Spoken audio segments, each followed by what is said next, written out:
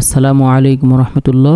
Jeeps সিস্টেমের series টিউটোরিয়ালে আবারও স্বাগতম। আজকে আমরা দেখব পারচেস ম্যানেজমেন্ট সিস্টেম, কিভাবে জিপস সিস্টেম থেকে পারচেস ম্যানেজমেন্ট করা যায়। আমরা পারচেসে আসলাম। পারচেস ম্যানেজমেন্টে যে মেনুগুলো রয়েছে, add purchase, purchase list, purchased product list, purchase order management. এখানে যে মেনু রয়েছে, add purchase order list, purchase order to purchase invoice, purchase রিটার্নে অ্যাড পারচেস রিটার্ন লিস্ট। পারচেসে অনেক ধরনের রিপোর্ট রয়েছে, purchase report, purchased product report, purchase order report, purchase order product reports, purchase return report, purchase return products report, payment against purchase report, sales versus purchase report. তো সর্বপ্রথম আমরা দেখব কিভাবে purchase করা যায়। আমাদের ইনভেন্টরিতে প্রোডাক্ট রয়েছে, আমরা প্রোডাক্টও অ্যাড করেছি। আমরা পারচেসে ঢুকে গেলাম। সর্বপ্রথম সাপ্লায়ার সিলেক্ট করতে হবে। সাপ্লায়ারের নাম দিলাম আবির। আমরা আবিরকে সিলেক্ট করলাম। এখন আমরা আবিরের কাছ থেকে প্রোডাক্ট কিনবো। কি কি প্রোডাক্ট কিনবো? এই যে প্রোডাক্ট 1 তার কাছে কিনবো 100 পিস। এটা আমরা অ্যাড করে দিলাম। এখানে যেটা বিষয় সেটা হচ্ছে, প্রথম ফিল্ডটাতে প্রোডাক্ট নাম অ্যাড করতে হবে, এরপরে কোয়ান্টিটি দিতে হবে। কোয়ান্টিটির সাথে ইউনিট রয়েছে, পিসে কিনবো নাকি কেজিতে কিনবো অথবা অন্য কোনো ইউনিটে কিনবো। ইউনিট কস্ট, এরপরে পারচেস ডিসকাউন্ট যদি থাকে সেটা ফিক্স অথবা পার্সেন্টেজ অনুযায়ী, দুইটা ক্যালকুলেশনে এখানে পাওয়া যাবে। ভ্যাট ট্যাক্স, পারচেস ভ্যাট বা পারচেস ট্যাক্স যদি থাকে সেটা ইনক্লুড করা যাবে। সেটা আবার ইনক্লুসিভ হতে পারে, এক্সক্লুসিভ হতে পারে। এরপরে লট নাম্বার, কেউ যদি লট ধরে কিনে তাহলে তার লট নাম্বার। শর্ট ডিসক্রিপশনে এখানে একটা বিষয় থাকে, শর্ট ডিসক্রিপশন।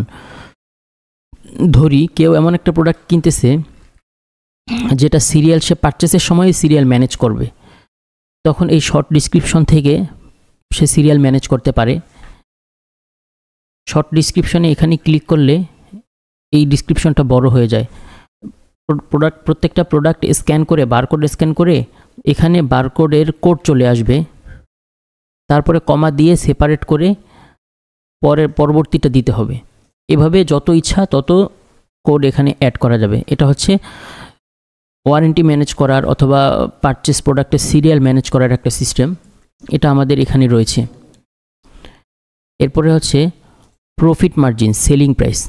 সেলিং প্রাইস সে কত দিবে, প্রফিট মার্জিন কত রাখবে, এখান থেকে ফিক্স করা যাবে। এরপরে লাইন টোটাল, টোটালে এই প্রোডাক্ট যে আপনি পারচেস করতেছেন তার অ্যামাউন্টটা দেখাবে। এরপরে অ্যাড করে দিবেন। আমরা অলরেডি একটা অ্যাড করেছি। এরপরে প্রোডাক্ট 2টা আমরা অ্যাড করব। প্রোডাক্ট 2, এটা আমি 50 পিস কোয়ান্টিটি অ্যাড করলাম। আমি ইন্টার দিয়ে আমার আর কোনো ঘর ফিল আপ করার দরকার নেই, আমি অ্যাড করে দিলাম। আমার 2টা প্রোডাক্ট অ্যাড হয়ে গেল। এভাবে আমি চাইলে যতগুলো প্রোডাক্ট আছে এখানে অ্যাড করতে পারি। প্রোডাক্ট অ্যাডের একটা বাল্ক সিস্টেম আছে, যে আমি প্রোডাক্ট ধরে অ্যাড করব। এর জন্য আমাদেরকে এই যে একটা বাটন দেখা যায় সিঙ্গেল মুড অ্যাড করতে হবে। সিঙ্গেল মুডের পরে আমি প্রোডাক্টের নাম সার্চ করলে দেখা যাবে এখানে অনেকগুলো প্রোডাক্ট, যতগুলো প্রোডাক্ট আছে সবগুলো শো করবে। আমি যদি এখানে প্রত্যেকটাতে ইন্টার দেই তাহলে আমার এখানে সিলেক্ট হয়ে যাচ্ছে। যে প্রোডাক্টটাই সিলেক্ট হয়ে যাচ্ছে সেটাই কিন্তু আমার পারচেস টেবিলে অ্যাড হয়ে যাচ্ছে। এখন আমি পারচেস টেবিলে এগুলো আমার অ্যাড হয়ে গেল। এখন আমি কি করব, এটার ধরে কোয়ান্টিটি দিব। এটার 5 পিস কোয়ান্টিটি দিলাম, আপডেট করে দিলাম। এরপরে হচ্ছে এটার কোয়ান্টিটি দেওয়া হয় নাই, এটাও 5 পিস দিলাম। 50 পিস দিয়ে এটাকে আমি আপডেট করে দিলাম। এইভাবে হচ্ছে এটা যেহেতু নাই, এটারও 50 পিস দিয়ে আমি আপডেট করে দিলাম। পরেরটাতে 20 পিস দিয়ে আপডেট করে দিলাম, 100 পিস আপডেট করে দিলাম। আচ্ছা, আমার কিন্তু এখানে এটাতে নাই এখনও, এটা 10 পিস। আমার কিন্তু এটা পুরা প্রোডাক্ট লিস্টটা আপডেট হয়ে গেল। এখন আমি এই বিলটা পরিশোধ করব। সাপ্লায়ারকে বিল হয়েছে ৭৫,৯৪০ টাকা। সাপ্লায়ারকে দিলাম, ক্যাশ থেকে দিলাম অথবা ব্যাংক ট্রান্সফার করে দিলাম। আমি পারচেস সেভ করে দিলাম, আর পারচেস হয়ে গেল। এখন আমি পারচেস লিস্টে যদি আসি তাহলে দেখতে পারবো যে আমি আজকে কোন পারচেসটা করেছি। যেমন একটু আগে এই পারচেসটা আমি করেছি, এটা এখানে দিলাম।